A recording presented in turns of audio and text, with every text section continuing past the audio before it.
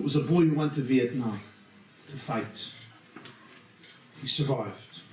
He called up his father Thursday, and he says, "Dad, I arrived in California from Vietnam, the army base.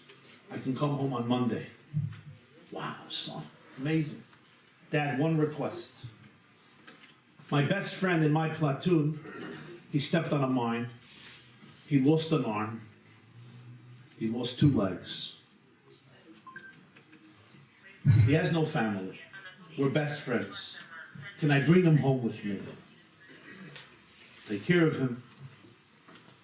Father says, "Son, that would be a big mistake. You know, we're going to be nice to him on the outside, but inside we're going to resent him. He's going to make our lives miserable. It's not going to be easy. It's going to be very difficult." He says, "Dad, I promise you, you're going to love this boy. He is the sweetest, brightest, most charming kid in the world. You're going to love him." He says, "Son, I don't have a doubt that I'm going to love him. But internally, I'm going to hate him. Internally, I'm going to be miserable because he's living in my home. This is not my responsibility. It's the government's responsibility. They will put him in a home that can help him. They will pay for him. You can go visit him. But we don't want such a person in our home. It's really not going to work. Your mother and your father are going to despise it. I'm telling you the truth." He says, "Daddy, thank you." Hung up the phone. It's that Sunday, the father gets a call. It was the police. And the police said that there was a soldier who came back from Vietnam, and he took his life over the weekend. He jumped off a roof. They think he may be related to him. If he could come identify the body. So he came, and they identified the body. It was his son. And he saw that his son was missing the arm and the 2 legs. His son was not talking about his best friend. He was talking about himself. This is a story someone sent to me. I'm not here to judge anybody in the world, especially not a person who has his own challenges. And as the Mishnah says, never judge anybody until you don't reach their space. Until I don't wear somebody else's shoes, I don't judge them. And since I never wear anybody else's shoes, I barely fit into my own shoes, I don't judge anybody. But this story taught me a lesson, and I'll tell you what it is.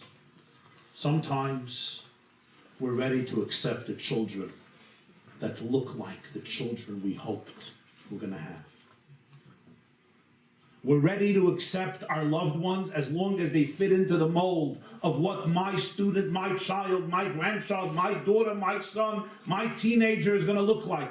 As long as you fit into that mold, I'm here for you. I love you. I'll do everything for you. I'll pay for your yeshiva. I'll pay for your college. I'll pay for your university. I'll marry you off. I'll pay for you to learn in kollel for 29 and a half years.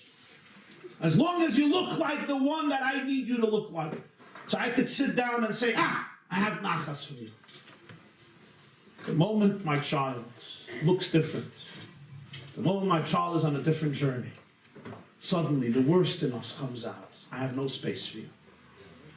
Some parents will throw their children out of their homes. Some parents will keep their children in their homes, but they will resent them and they will have only a negative attitude towards them. But there comes a time in your life when I say to you, ask not what your child can do for you. Ask what you can do for your child. And ask not how everything fits into your picture or my picture. My question has to be, how do I transcend my comfort zones and say, I'm going to be here for you? I know it hurts, and I know it's painful, and I know it's not the journey I wanted, and I know it's not the journey that I expected.